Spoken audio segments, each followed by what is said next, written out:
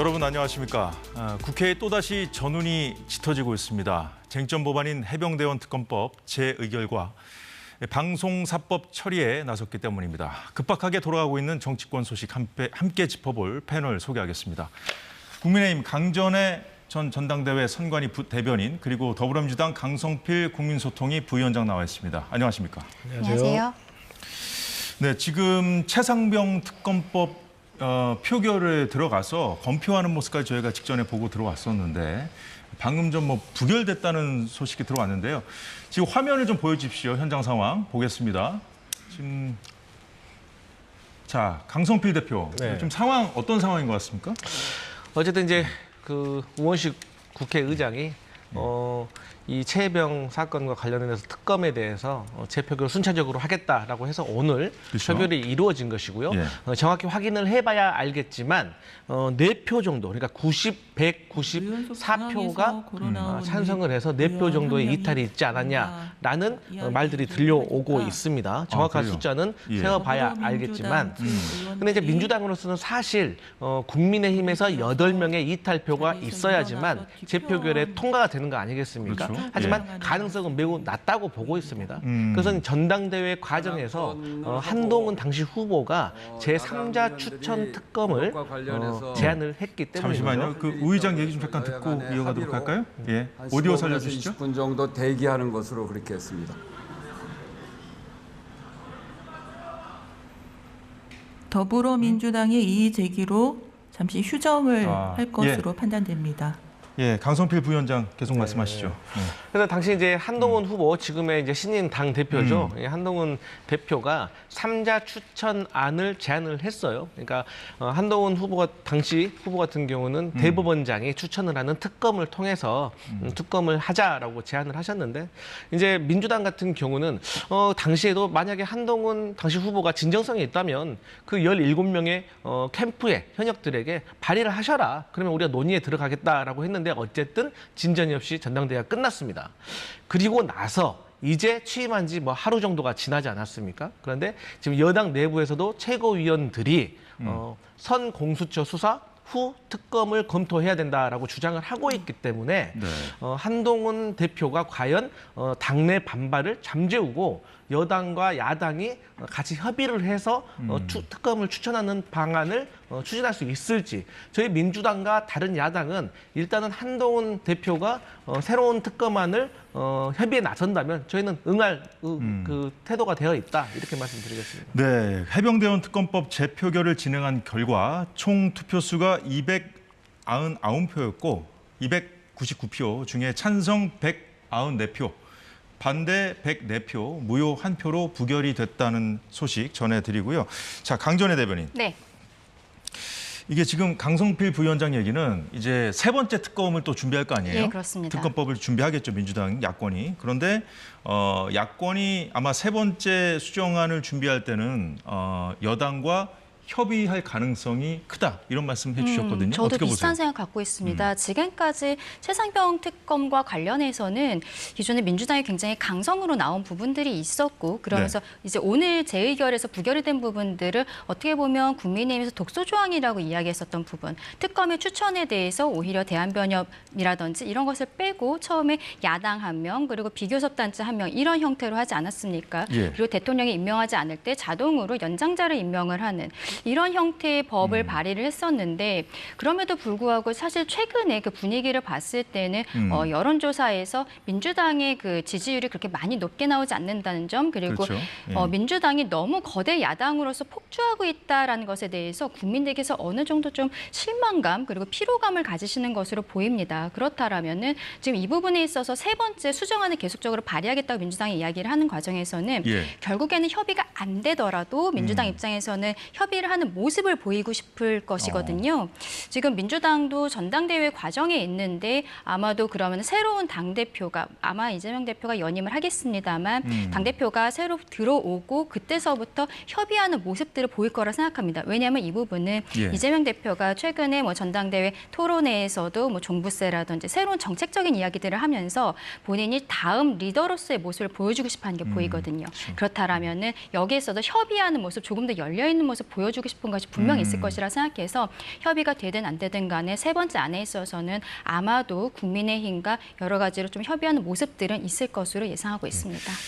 네, 국민 피로감도 높아졌고 그래서 여튼 민주당의 새 당대표가 이제 선출되면 아마 협상하는 모습을 민주당도 가져갈 것 같다. 두 분 입장이 좀 비슷한 것 같은데 자 그렇다면 협상을 시작할 수는 있는데 이제 합의에 이르러야 되는 거 아니겠습니까? 그렇다면 이제 그동안 이제 여당에서 독소 조항이라고 해왔던 것들 중에 특검 추천을 누가 할 것인가? 이 부분에 대해서는 좀 여당 내에서 좀 전향적인 얘기들이 좀 나오고 있지 않습니까? 그 부분이라면 이제 한동훈 대표가 내놓은 제3자 추천 특검법 이 부분을 이제 민주당이 전향적으로 예를 들어서 뭐 갑자기 우리가 뭐 수용하겠다는 발표를 한다거나 내지는 이거 좀 얘기를 해보자. 진지하게 한번 논의해보자. 이렇게 나올 가능성도 좀 있다고 보세요, 그러면? 네. 근데 이제 그 전에 한동훈 대표가 당내에서부터 먼저 의견을 합의를 봐야 됩니다. 그러니까 저희 민주당이 봤을 때는 저희가 협의에 응하고 싶어도 저희가 보는 지금 국민의 상황은 내부에서 정리가 안 된 거예요. 그러니까 한동훈 후보가 막강한 어떤 지지로 당대표가 되긴 됐지만 당장 하루만 지났는데도 이 당내에서 특검법에 대한 반발이 있기 때문에 과연 한동훈 대표가 이걸 관철해낼 수 있을까? 민주당은 사실 의심이 있습니다. 하지만 그럼에도 불구하고 저희 민주당도 이게 저희가 발의를 하지만 또 대통령께서 거부권을 행사하시면 이게 악순환이 반복되는 거잖아요. 그리고 여당이든 야당이든 어쨌든 여야가 합의를 해서 특검이 통과되어야지 이 특검이 제대로 된 어떤 위력을 발휘할 수가 있기 때문에 민주당으로서는 최대한 협조를 하고 싶은데 그럼에도 불구하고 한동훈 그 당대표가 뭐 제안을 했던 대법원장 추천안은 저희가 좀 받기가 어렵다. 그러니까 천하람 개혁혁신당 원내대표가 말했던 변협 정도는 저희가 한번 논의를 해볼 수가 있다. 이런 정도 수준이고 그럼에도 불구하고 저희는 뭐 계속해서 데드라인 없이 협의할 수는 없습니다. 어느 정도의 데드라인을 정해놓고 만약에 그 데드라인까지 여당과 야당이 특검법에 대해서 합의가 되지 않으면 저희는 상설 특검법으로 갈 수밖에 없다. 이런 입장입니다. 그렇다면 이제 한동훈 표 특검법 협상 여지는 뭐 협상하는 그 모양새 자체는 취할 수 있지만 그쪽으로 가긴 좀 어렵다는 말씀 해주셨는데 지금 강성필 위원장님 말씀하시는 거 저는 민주당에서 좀 받기 어렵지 않을까라고 생각하는 게 지금 대법원장에 대해서는 이재명 대표가 좀 받기 어렵다는 형태로 이야기를 하고 있고 근데 대한변협에서 추천하는 것은 오히려 이번 두 번째 수정안이 아니라 첫 번째 원안과 비슷한 부분이 있기 때문에 민주당에서 오히려 후퇴하는 모습을 국민들께 보인다는 이미지를 가질 수 있을 것 같아요. 그래서 그 부분은 민주당에서 받기 어려울 것 같고 말씀해 주신 것처럼 사실은 국민의힘 내부의 문제 특히 이 부분에 있어서는 대통령실과의 관계가 가장 중요할 것 같습니다. 그렇죠? 제3자 특검과 관련해서는 어떻게 보면은 대통령께서 전 국민 앞에 일단은 그 최상병 특검에 대해서 받을 수 없는 이유를 이야기를 하셨죠. 거기에 대해 공수처의 수사를 보고 미진하다면은 내가 나서서 특검을 요청하겠다라고 이야기를 하셨단 말입니다. 네. 그런데 아직까지 공수처의 수사가 마무리되지 않았어요. 그런데 한동훈 대표로서 출마를 하면서 제3자가 추천하는 특검을 이야기를 했었던 것이고, 근데 그게 지금 어떤 김재원 최고라든지 김민전 최고가 어저께 방송에서 이야기했었던 부분은 그동안의 국민의힘이 대통령의 말씀에 따라서 당론으로 추진을 했던 부분들이 있거든요.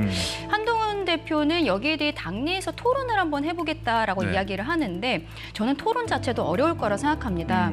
왜냐하면 이거 법안을 만약에 발의한다고 해도 10명 이상이 연설을 해야 되잖아요. 근데 지금 러닝메이트로 뛰었던 3명의 의원 이외에 다른 사람들이 여기에다가 올렸을 때 대통령과 협의되지 않고 올렸을 때는 대통령께서 말씀하신 부분에 대해서 반기를 드는 것으로 보일 수가 있어서 저는 국민의힘 안에서도 10명을 채우기는 어려울 것 같다. 그렇다면 한동훈 대표가 만약에 제3자 특검을 정말로 진지하게 진행을 하겠다라고 하면 먼저 대통령과 독대를 해서 여기에 당정 간에 협의를 하고 그 이후에 당 내에서 토론을 하는 것이 저는 순서상으로 맞다라고 생각을 합니다. 일단 여당 내에서 대안에 대한 그 토론을 하는 그런 상황이 전개되려면 공수처 수사 결과가 나온다든가 일단 상황 변화가 좀 있어야 가능할까요? 공수처 수사에 대해서는 그런데 이제 수사는 막바지에 다른 것으로 저는 보고 있는데요. 그런데 공수처에서 만약에 지금 뭐 중요 혐의들에 대해서 무혐의라든지 이런 형태로 결정을 내렸을 때 민주당에서는 어차피 특검을 다시 요구를 할 것입니다. 왜냐하면 공수처에서 무혐의 결정 나온 것이 본인들의 입맛에 맞지 않고 공수수사가 제대로 안 됐다. 그렇기 때문에 오히려 특검해야 된다라는 민주당의 논리는 어떻게 보면 반대로 강화되는 걸 수 그 있거든요. 상황에 맞춰서 논리가 바뀔 수 있다. 그렇기 때문에 결과적으로 민주당에서 계속 정쟁화시키는 것에 있어서 국민의힘에서도 여기에 대해 대비를 해야 되지만 한동훈 대표가 들고 나온 제3자 추천안에 대해서는 대통령실과의 협의가 먼저 있어야 된다. 그렇게 생각합니다. 그렇겠죠. 예, 어떻게 들으셨습니까? 그런데 한동훈 당대표가 그 전당대회 과정 중 수많은 네거티브 공격에도 불구하고 63%라는 압도적인 지지로 당대표가 된 거, 그 뜻이 어디에 있다고 생각하세요? 그 뜻을 아직도 국민의힘 구성원들은 모르는 것 같아요. 그거는 대통령실 눈치 보지 말고 당 개혁하라는 거예요. 그러니까 한동훈 당대표도 전당대회 과정에서 뭐라고 했어요? 특검과 관련해서 국민이 의심을 가질만 하다. 그래서 국민 눈높이에 맞게 우리가 해결을 하는 모습 보여야 된다. 그러니까 이게 잘 되고 안 되고 이 정당성도 중요하지만 국민의 인식의 문제도 중요하다는 것을 내세운 거고 거기에 당원들과 국민들이 손을 들어준 거예요. 그런데 아직도 대통령실을 설득해야 되는 문제가 남았다? 그러면 한동훈 대표가 혁신하겠다는 그 약속은 어디로 간 건가요?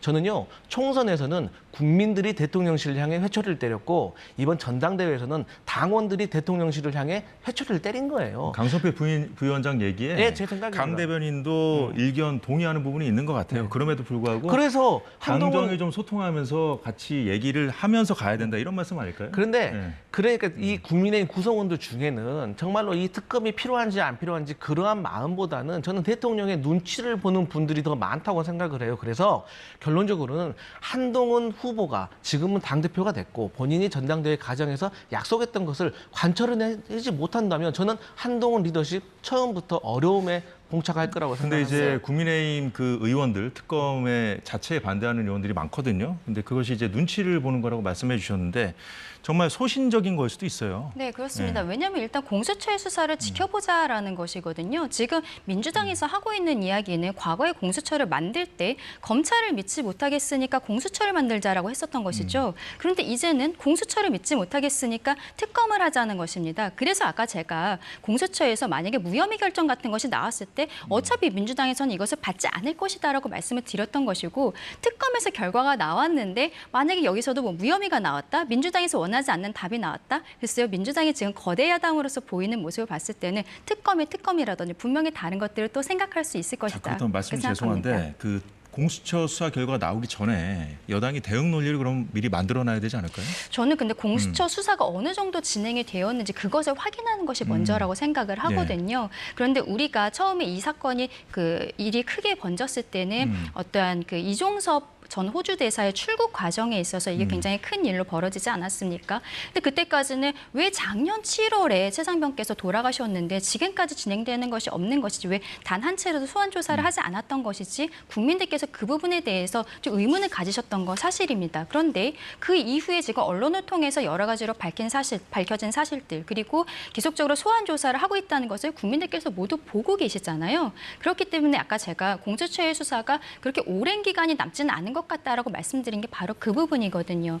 한동훈 대표 같은 경우에도 대표로서 출마를 하면서 이제 제3자 추천에 대해서 이야기를 했지만 본인이 당대표가 되면은 그때쯤 되면 공수처의 수사가 마무리되지 않을까라는 생각도 한다라는 이야기도 했습니다. 그래서 거기에 대해서는 글쎄요. 국민의힘에서는 어쨌거나 결과적으로 민주당은 공수처의 수사 결과에 대해서 받아들이지 않을 것이기 때문에 어쨌든 당정 간에 여기에 대한 협의는 반드시 필요하다. 그 말씀을 드리는 것입니다. 최상병 특검법에 관련 얘기는 저희가 이제 여당 상황 쭉 보면서 좀 같이 곁들여서 하는 걸로 하고요. 자, 한동훈 대표가 오늘 최고위원회의에서 한동훈 대표가 당대표가 되고 나서 처음으로 주재한 최고위원회의였는데 당의 개혁과 쇄신 의지 거듭 밝혔거든요. 잠시 들어보겠습니다. 저는 국민들께서 명령하신 변화는 첫째, 민심과 국민의 눈높이에 반응하라는 것. 둘째, 미래를 위해서 유능해지라는 것. 셋째, 외연을 확대하라는 것이라고 생각합니다. 우리 모두 동의하는 과제라고 생각합니다. 그러면 절대 우리가 질 수 없다고 생각합니다. 국민의 마음과 눈높이에 더 반응합시다. 민심 이기는 정치였고 민심과 한편이 되어야 한다고 생각합니다. 제가 앞장서겠습니다. 예, 앞서서 어제 저녁에요. 전당대회 하루 만이었죠. 윤 대통령과 한동훈 대표 등을 비롯한 국민의힘 신임 지도부가 만찬을 했습니다. 이 자리엔 좀 특이하게도 낙선자들도 함께했는데 윤 대통령과 한동훈 대표가 각자 맥주와 콜라를 따라서 러브샷도 했다고 합니다. 예, 러브샷 하는 장면은 공개되지 않았고요. 그 자리에서 윤 대통령이 이렇게 말했습니다. 모두가 하나가 돼서 한동훈 대표 잘 도와야 된다. 한동훈 대표를 혼자 두면 안 된다. 당내 선거가 끝나면 다 잊어버려야 된다.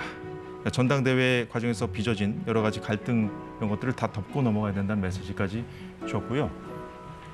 여기에 한동훈 대표는 윤석열 정부 성공과 정권 재창출을 위해서 노력하겠다고 화답했습니다. 이게 보면 만찬에서는 결속의 뜻을 다졌다고 하잖아요. 네. 근데 이제 오늘 아침에 쇄신 의지를 강하게 밝혔거든요. 어떻게 보셨습니까? 친윤계에 대한 견제 메시지라는 해석도 나오던데. 아니 뭐 저는 그 한동훈 대표가 뭐 친윤계에 있어서 첫 일성부터 뭐 견제 메시지를 날린 거라고 저는 생각은 하지 않아요. 그저 본인이 생각하고 있는 바 당 혁신에 대해서 추진을 하겠다. 대신 눈치 보지 않겠다. 지향점이 보이거든요. 네. 그리고 이제 그 눈높이라는 것이 그러니까 김재원 최고도 물어보잖아요. 도대체 한동훈 대표가 말하는 눈높이는 도대체 무엇인 거냐? 저는요 삼자가 봐도요 국민이 원하는 것 그야말로 상식인 거거든요. 그러면 눈앞에 놓인 그 상식 문제는 무엇이냐? 우리가 앞서 말했던 최혜병 특검 어떻게 해결할 것인가? 그리고 김건희 여사와 관련된 논란들 어떻게 잠재울 것인가? 그러니까 전당대회 과정에서도 4명의 후보가 그렇게 싸웠지만 일치된 의견이 있었어요. 그 두 가지였는데요. 하나는 김건희 여사 사과해야 된다. 두 번째, 김건희 여사 조사받아야 된다. 이 두 가지는 4명의 후보가 일치된 의견이었기 때문에 한동훈 대표로서는 이제 그 전당대회 과정에서 있었던 내용에 대해서 실천할 때가 온 것이다. 저는 그렇게 보고 있습니다. 예, 어떻게 보셨습니까? 어저께 그 만찬을 하는 모습을 보면서 언론 통해서 공개가 되지 않았습니까? 저 국민의힘 지지자분들 입장에서는 저 모습이 얼마나 보고 싶었던 모습이었는가. 그거를 정말 크게 깨달았고요. 그동안에 한동훈이 만약에 당대표로서 당선이 됐을 때 대통령과의 관계가 건강하게 형성이 될 수 있을 것인가, 돌아선 사이가 이제 돌아올 수 있을 것인가라는 이야기들이 있었는데 본인이 당대표로서 당선이 된 직후에 대통령에게 직접 전화를 걸었고 그리고 대통령실에서 먼저 만찬을 제의했다. 그게 어저께 만찬으로 이어진 것 아닙니까?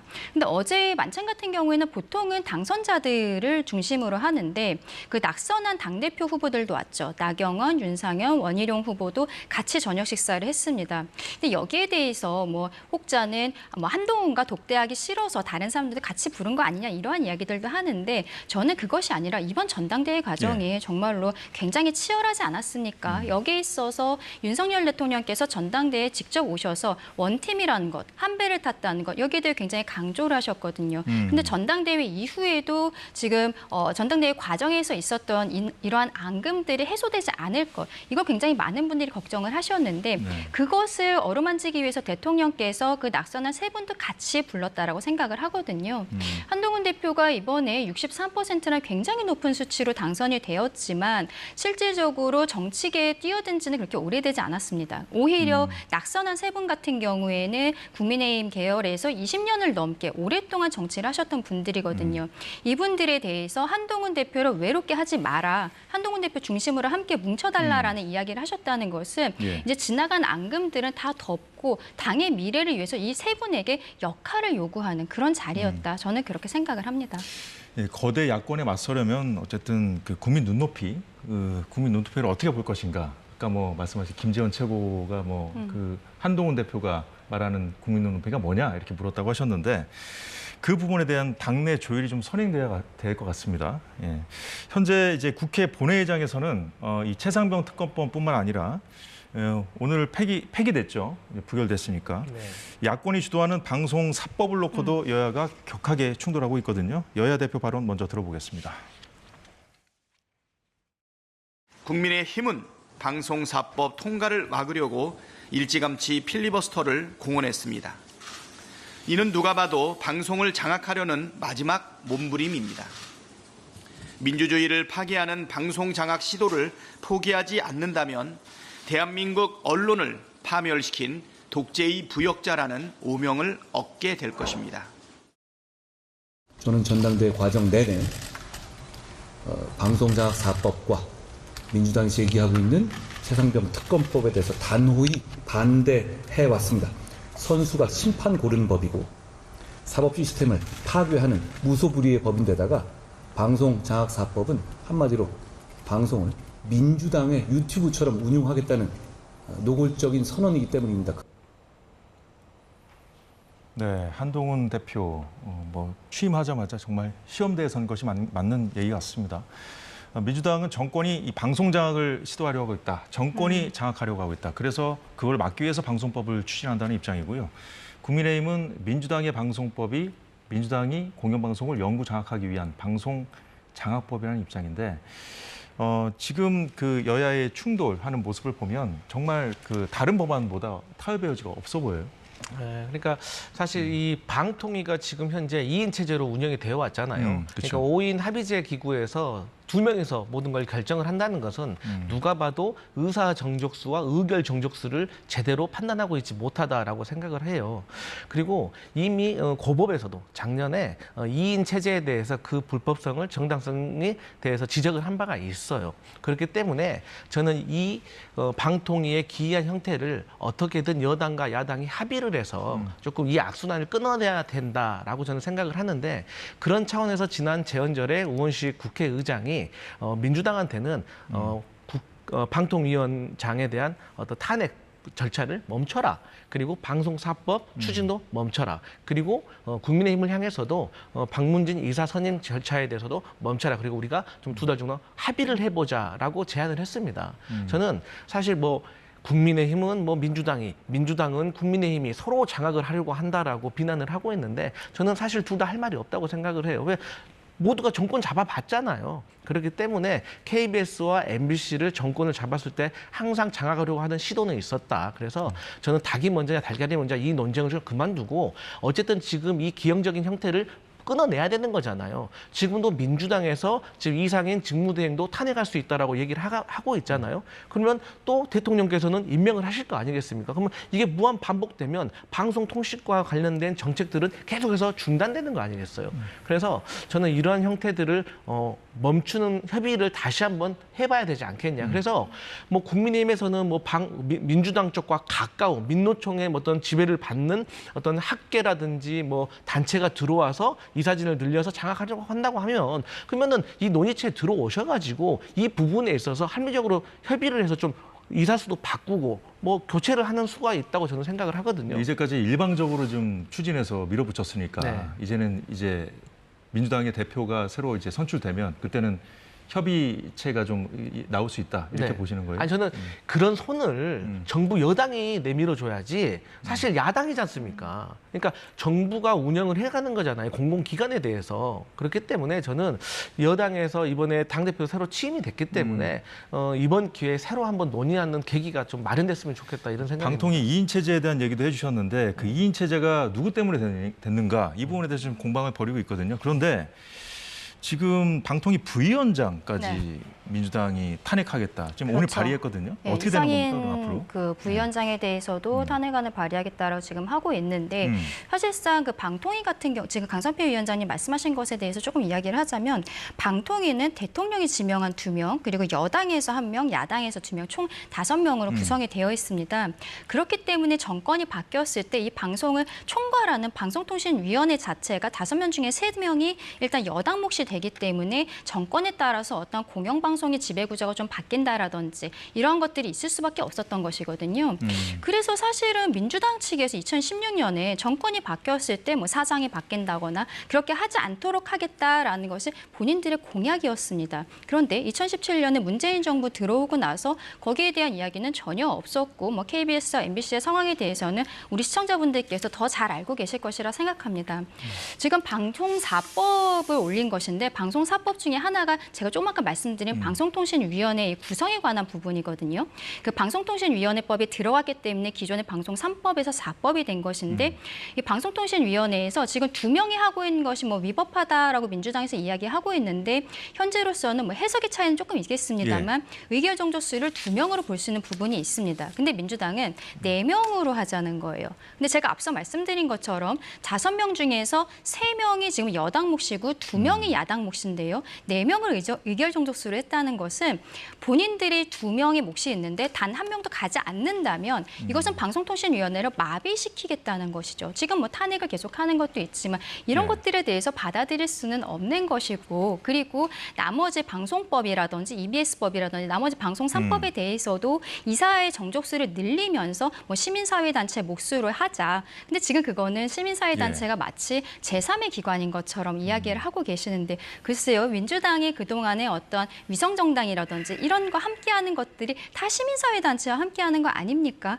이런 것들이 있는데 지금 국민의 입장에서는 기존에 민주당에서 이야기했었던 부분들도 전혀 지키지 않았으면서 이제 와서 뭐 본인들의 어떠한 아바타로서의 시민사회단체를 넣는다라든지 방송통신위원회법도 이렇게 야당에서 2명 중에 1명도 들어가지 않았을 때는 아무것도 할 수 없는 형태로 만든다든지 여기에 대해서는 협의 자체가 저는 불가능한 것이 오히려 맞다라고 말씀드리고 싶습니다. 방통위 부위원장 탄핵안도 이제 처리를 할 것 같은데 민주당이. 그러면 그 전에 그럼 여당은 어떤 그 대책이 있을까요? 이번에도 그럼 사퇴를 해야 되는 겁니까? 어떻게? 저는 일단은 사퇴가 좀 안타깝지만 해야 되는 것이 아닌가라고 생각합니다. 방송통신위원장 자체도 어떻게 보면은 그동안에 김홍일 위원장 6개월밖에 못했고 네. 그 이동관 위원장도 3개월밖에 못했었는데 국민들께서 이게 문제가 있는 것이 아니야라고 생각하시겠지만 사실상 민주당에서 탄핵 소추안을 발의를 하면 직무정지가 됩니다. 그런데 우리 탄핵소추안 발의에서 직무정지했던 거 아는 이미 사례가 있잖아요. 이상민 전 행안부 장관. 이상민 행안부 장관이 이태원 참사에 책임을 져야 한다라고 하면서 민주당에서 단독으로 여기에 대한 탄핵안을 발의를 할 때 많은 언론에서 법조계에서 이것은 정무적인 부분이지 법적으로 헌법과 법리를 그 중대한 위반이 있는 탄핵 사유라고 보기 어렵다라는 이야기들이 중론이었습니다. 그런데 작년 2월에 탄핵안을 발의를 하고 그때 이미 직무가 정지가 되었잖아요. 헌법재판소에서 만장일치로 여기에 대해서 기각 결정이 나온 것이 7월 25일입니다. 최상병 돌아가신 게 7월 19일이에요. 그때 호우가 있는 동안에 행정안전부 장관은 우리는 이렇게 컨트롤타워 수장으로서 행정안전부 장관이 하게 되어 있는데 작년에 그 수해 상황에서 아무것도 하지 못했었던 것이죠. 그런데 여기에 대해 헌법재판소에서 전원이 일치한 기각 결정이 나오는데 민주당은 사과의 말이 하나도 없었고 지금 방송통신위원회에 있어서도 탄핵안을 계속적으로 발의를 하겠다고 하는 것입니다. 그러면은 지금 반년 정도 업무가 정지되기 때문에 그것을 막기 위해서 박문진 이사들은 8월 12일에 임기가 끝나거든요. 그래서 지금 어쩔 수 없이 본인이 사퇴를 하고 어떠한 꼼수로서 이거는 꼼수가 부정적인 표현으로 쓰는 것이 아닙니다. 어쩔 수 없는 방식으로서 사퇴를 하고 새로운 방송통신위원장을 임명하는 형태로 하는 것이 지금 오늘 이진수 위원장 후보자까지 된 것인데 여기에 대해서 민주당은 본인들의 어떠한 정무적인 책임은 전혀 지지 않는 모습들에 대해서 결국에는 국민들께서 심판하실 것이다. 그렇게 말씀드리고 싶습니다. 청문회 상황을 저희 이진숙 후보자 청문회 상황을 좀 이따 볼 건데 강성필 부위원장, 이 탄핵 이 부위원장 탄핵에 앞서서 또 부위원장까지 사퇴할 수 있다 이런 전망을 해주셨거든요. 저는요 일단 국민의힘에서 왜 시민단체는 항상 민주당의 편인가? 그리고 그 방송통신의 구성 중에서 그 여당이 할 수 있는 3명, 그러니까 항상 여당이 우세하게 만들어져 있잖아요. 그러면 이번에는 우리가 정권 잡아서 여당이니까 이번 정권은 우리 마음대로 할게. 그런 속셈인가요? 그래서 결론적으로 야당이 그럼 이렇게 탄핵을 하고 그런 것이 폭주라고 합시다. 그러면 책임 있는 정부 여당에서 방송통신에 관련된 정책 같은 거 다 내팽겨치고 이대로 계속 탄핵하고 또 맞서고 임명하고 이런 악순환을 계속 그대로 내버려 둘 거예요? 말씀하신 것처럼 문재인 정부에서 그런 행동, 그 약속을 제대로 못 지켰기 때문에 정권 교체가 된 부분 중에 하나예요. 그러면 전 정권하고 달라야지 이번 정권은 똑같이 할 겁니까? 그래서 좀 물어보고 싶어요. 그러면 우리 민주당은 말 그대로 국민의힘이 말씀하시는 것처럼 입법 폭주라고 하는 것처럼 계속 탄핵하면은 그대로 내버려 두실 거예요? 방송통신에 대해서? 저는 그 해결책도 없다는 게 너무 답답해요. 자, 잠시만요. 저희 이진숙 후보 청문회 저희 영상을 좀 준비한 게 있는데 그걸 좀 잠시 보면서 좀 이어가도록 하겠습니다. 이진숙 후보자는 나이가 몇 살입니까? 개인정보에서 말씀드리지 않겠습니다. 피켓 투쟁하는 그런 후보자가 있었습니까? 저는 기본적으로 이게 피켓이 아닙니다. 있었습니까? 제 발언에 대한 관련 자료일 뿐입니다. 있었습니까? 질문의 있었습니까? 취지를 알지 못하겠습니다. 있었냐고요? 저에게 고압적으로 말하지 마십시오. 네. 소리 지르지 마십시오. 삿대질하지 마십시오. 가만 계십시오. 지금 용산에서 보고 있습니다. 위원장에게 절차를 어긴 것에 대하여 사과하시고요. 잘못된 것이다라는 규정을 알지 못합니다. 아니, 모르면 그 자리에 안 계셔야 돼요. 사과할 일을 사과하지 않고 이게 뭐 하는 짓입니까? 위원장님, 사과하십시오. 제가 사과를 하고 네, 싶어도 그래서 사과하십시오. 합리적인 방법으로 설명을 해주셔야 됩니다. 네, 지금 방금 보신 상황은 여러 매체들이 보도하고 있는데 이진숙 후보가 그 야당 의원 질의에 답하는 과정에서 MBC 자료를 이렇게 드니까 최민희 위원장이 이 피켓 투쟁하는 거냐 이렇게 지적을 하고 하니까 이제 벌어진 일이거든요. 자, 그런데 뭐 결국은 뭐 이 후보가 불쾌하셨다면 사과드린다고 해서 일단락되긴 했습니다만 지금 이 이진숙 후보 청문회를 언론들이 MBC 청문회라고 하거든요. 네. 사실상 그렇게 됐는데 그만큼 지금 치열하게 한쪽은 현 MBC 체제를 사수하려는 것이고 정부 여당 쪽에서는 어쨌든 이 사장 그 선임 권한을 가진 사장 후보 추천 권한을 가진 그 이사진들 임기가 다 됐잖아요. 그래서 네. 절차에 따라서 하려고 하는 것인데 그럼 이제 그 법대로 지금 정부 여당이 하려고 하니까 이제 막을 수 있는 방법이 딱히 없는 상황에서 이제 부위원장 탄핵안도 꺼낸 게 아닌가 싶은데. 예. 일단은 앞서 말씀드린 것처럼 방문진 이사들의 임기가 8월 12일에 끝나는 것이죠. 근데 방문진 이사들이 왜 중요하냐면 이제 MBC의 그 지배를 하고 있기 때문에 방문진 이사들이 새로 선임이 되었을 때 MBC의 사장이라든지 이사진들이 교체가 될 수 있는 것입니다.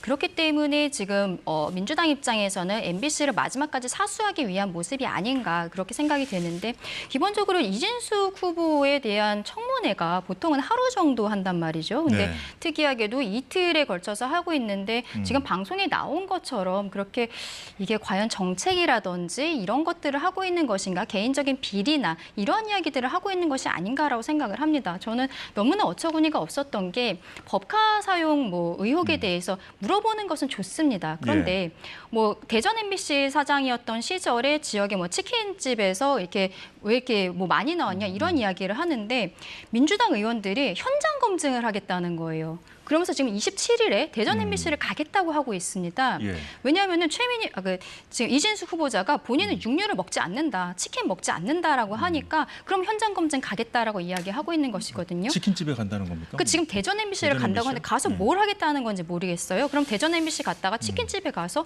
여기 이진숙 전 사장이 온 적이 있나요? 지금 그 얘기를 하려고 국회의원들이 가겠다는 것이죠. 굉장히 어처구니가 없고 그리고 우리가 앞서 이제 방송사법 때문에 필리버스터를 할 것이라고 지금 국민의힘에서는 예고를 하고 있는 상황인데 여기에 대해서 27일이라는 것도 국민의힘은 그때 우리는 필리버스터를 하고 있을 것이다라고 이야기했지만 강행 처리를 했습니다. 저는 이것이 실질적으로 뭐 대전 MBC에 가고 치킨집에 가고 이것이 중요한 것이 아니라 하루하루를 미루고 싶은 것이죠. 청문회도 하루 하면 될 것을 이틀에 걸쳐서 하고 그것을 이제 뭐 현장 검증을 해야 되니까 청문회가 끝나지 않았다라고 이야기할 거 아니겠습니까? 이런 식으로 계속적으로 미루는 모습들, 정쟁화시키고 있는 모습들, 불필요한 법인카드라든지 법인카드 너무 불필요하다고 말씀드리는 것은 아닙니다. 확인해야 되는 것 이상의 이러한 의혹 제기들을 하는 것 이런 것들이 굉장히 필요하다라고 말씀드리고 싶습니다. 네, 법인카드 유용 의혹에 대한 얘기를 하셨으니까 저희가 준비한 영상이 하나 더 있거든요. 이거 보고 강성필 부위원장께 제가 질문을 드리겠습니다. 예. 2012년에 MBC 노조가 파업을 했습니다. 이 파업은 공정방송 파업이라고 대법원에서도 인정한 파업이라고 이례적으로 언론 노동자의 근로조건 이해 파업을 합법성을 인정한 파업이에요.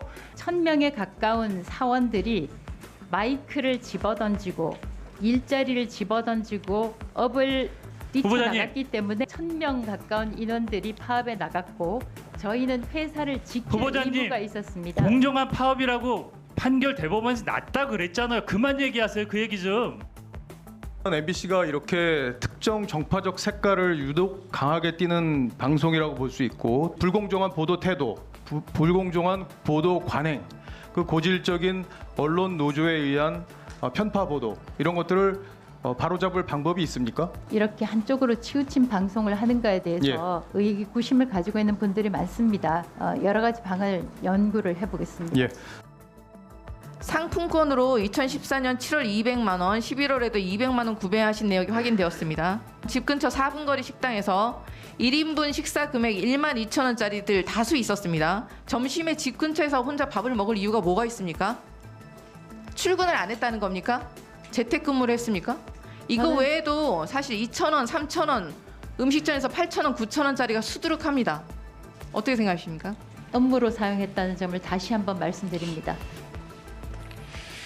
네, 강성필 부위원장. 네. 지금 보면은 언론계에서 대립하던 그 언론인들이 국회의원이 돼서 국회로 자리를 옮겨서 진영 대 진영 간 대결을 계속 하고 있단 말이죠, 저기서. 네.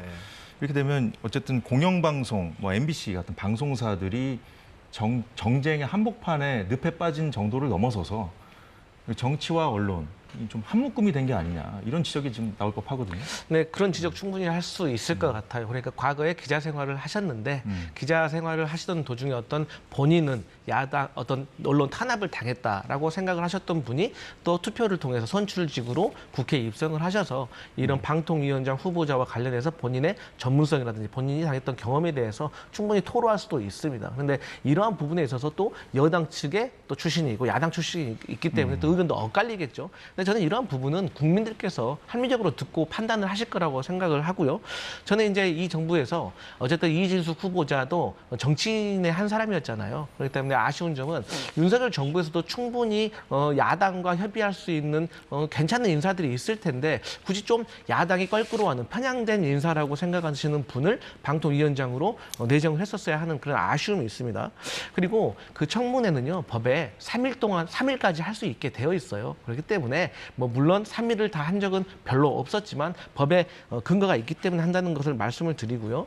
그다음에 저는 인사청문, 고위공직자가 되려고 하시는 분들은 기본적으로 국회의원의 질문에 저는 성실하게 답변을 해야 한다고 생각을 합니다. 그러니까 국민들을 대신해서 물어보는 거거든요. 근데 국민들 중에서는 많은 것을 다 알고 계시는 분도 있지만 그렇지 않은 분도 있다는 거 알아야 되고 그래서 겸손하게 해야지 뭐 청문위원에게 말을 끊거나 씹거나 또 우리 지금 논란이 되고 있던 뭐 어떤 피켓 시위인 같은 어떤 논란이 될 수 있는 것들을 가급적 삼가하는 것이 좋다고 저는 생각을 해요. 그리고 이 법화 문제는요, 국민들이 판단하시면 되는 거예요. 그러니까 보통 청문회는 아무리 의혹을 제기를 해도요, 국민들이 공감하지 못하잖아요. 그러면 큰 거 한 방이 없는 것이고 큰 거 한 방이 없으면 야당이 지는 겁니다. 그런데 이 법화 사용을 보면은 어쨌든 백화점이라든지 백화점의 고급 와인샵이라든지 특급 호텔, 뭐 골프장 이런 것들이 여당이 봤을 때는 이 정도 쓸 수 있지라고 생각할 수 있지만 또 다른 국민들이 봤을 때는 과도한 사용 아니냐 이렇게 생각할 수도 있다 이런 말씀 드리겠습니다. 네, 방통위 업무가 공영방송 이사 선임이 다가 아니거든요. 뭐 민생과 관련된 중요한 기능이 아주 많은데 또다시 정말 제대로 업무 공백, 업무 마비 사태가 빚어지지 않을지 걱정입니다. 오늘 두 분 말씀 여기까지 듣겠습니다. 수고 많으셨습니다. 감사합니다.